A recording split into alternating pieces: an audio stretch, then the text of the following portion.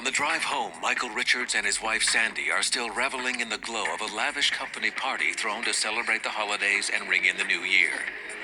Leaving the party late, they've left themselves only a few hours to prepare for the arrival of their daughter and two grandchildren early the next morning. But as they wind around a bend in the road, their attention shifts to a pair of headlights that blind their view. There is no time to react, and in a heartbeat, it's over. Rescue workers arriving just minutes later work frantically to free the couple from their car, knowing their lives hang in the balance.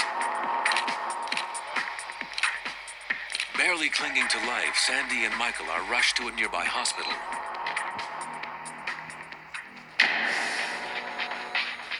Rescuers then turn the scene over to Gary Lewis, an experienced investigator with one of Maryland's top collision reconstruction units. His job is to find out exactly what would cause such a devastating wreck on a road with a posted speed limit of just 30 miles per hour. When I arrived at the scene of this wreck, I found a pickup truck that was partially off the roadway. The front end was off into the woods. The back of the truck was still sitting in the westbound lane of the roadway. It was evident that the front bumper of the truck had what we call overridden the front bumper of the car. In other words, it wasn't a bumper-to-bumper hit, but the bumper of the truck went over top of the bumper of the car. Therefore, a lot more damage was caused on the car. Both occupants had been transported from the scene, and the driver of the truck was nowhere to be found. An empty car at a crash scene fills investigators with dread. Virtually any impact a victim experiences when thrown from the vehicle can produce a fatal head or spinal injury. The way the wreck happened, theoretically, somebody could have been ejected from that vehicle. So members of fire rescue personnel that arrived on the scene and police department personnel checked the surrounding area for several yards back into the woods to see if anybody had been ejected, and they came up with nothing. Gary Lewis can only assume that the driver of the pickup was able to walk away from the scene, but he is certain that the driver is injured, most likely suffering from shock. So when someone goes into a state of shock, their vital organs are starved of oxygen. They can confused, disoriented. They can wander off. And in a worst-case scenario, should they collapse, if aid isn't brought to them soon enough, they can die because they fail to get enough blood supply to all the internal organs of their body.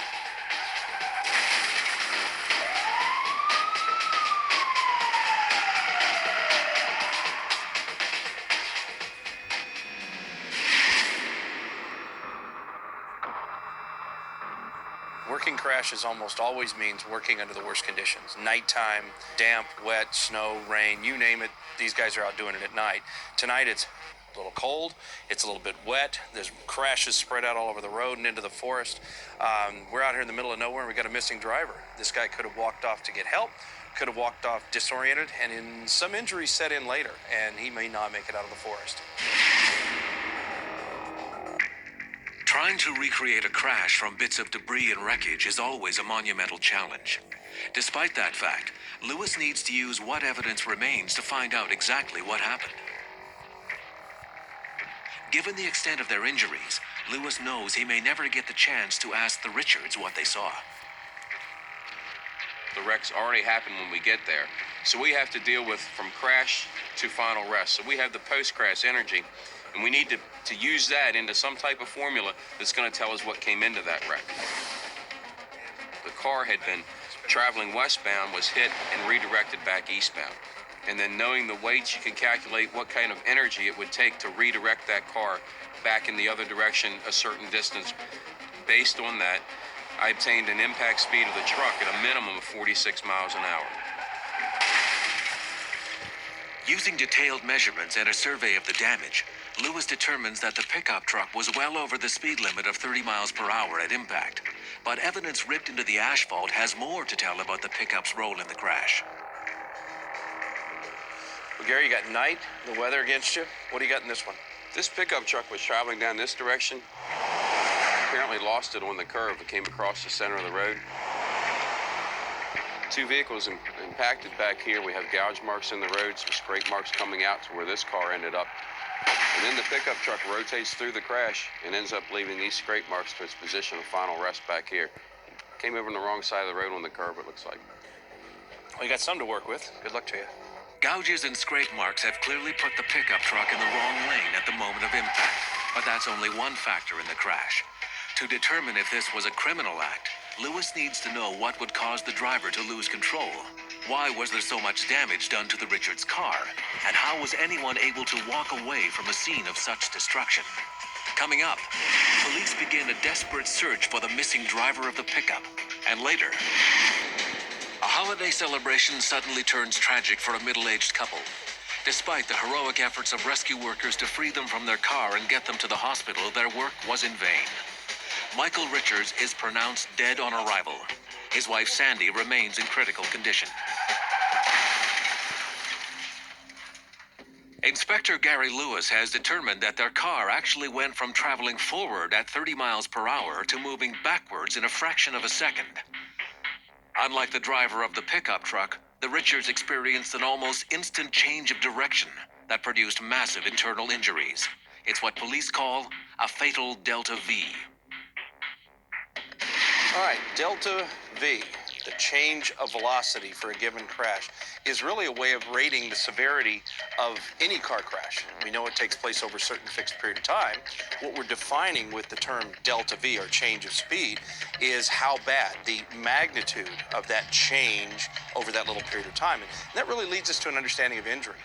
For example, a car that's moving forward at some speed and is stopped in the collision and driven backwards has not only an increased change of speed compared to one that simply stops at a crash, but also exposes the occupants to a greater potential for injury. As the change of speed increases over a short period of time, folks get hurt worse and worse. In other words, it's not direct impact with metal or glass that does so much damage to the Richards' bodies, but rather an instantaneous change in direction.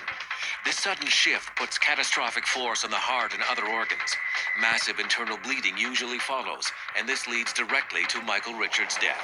But the driver of the pickup is not nearly as vulnerable. His higher mass and greater speed at the time of collision keep his truck moving forward. Still, a collision at that speed is almost certain to cause multiple injuries and shock. The driver's life is also in grave danger. With the search on in earnest, Lewis gets two crucial pieces of information. A witness reports seeing the driver flee from the scene just moments after the collision. Another call to police reports a confrontation with the driver himself. Hey, I'm almost ready. What? Look, I got in a wreck and I might have killed someone. Look, I gotta go. Get off me. His name is Reggie Dowd, and he's not in good shape. The co-owner of the truck made a phone call to the police and reported that her boyfriend had come to her house, taken her car pretty much by force. He threatened her. I don't know. He was limping, though. I don't know. He just came in here. He was limping. He said he might have killed someone. He took my keys, and then he left. No. She also told the police that he was drunk, had been drinking, and that he was high and said he smoked crack cocaine. What we have is a person who's already been involved in one wreck and killed somebody with a vehicle. Now he has another vehicle and he's back out on the road again. It's like a murderer walking away with a murder weapon. He still has the weapon. He's still in the same condition he was, and he still has the potential to kill again. In a situation like this, it'd really help to know the extent of the driver's injuries. Does he need medical attention? Will he be looking for painkillers? Can he mask his injuries when he goes to see a doctor? Let's see if we can't help out.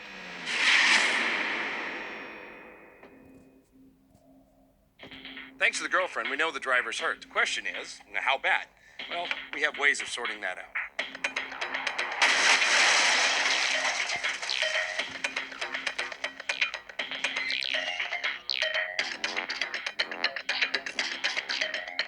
A dummy with a little paint reveals what typically happens to someone in a head-on crash. The seatbelts and airbags are going to work together to protect the head and upper torso, but they do that at the expense of the lower extremities.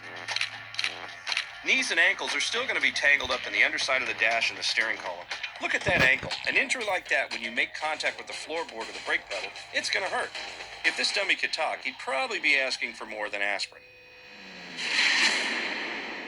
As police continue to search for the injured Reggie Dowd, Gary Lewis returns to his office to examine each vehicle's SDM module.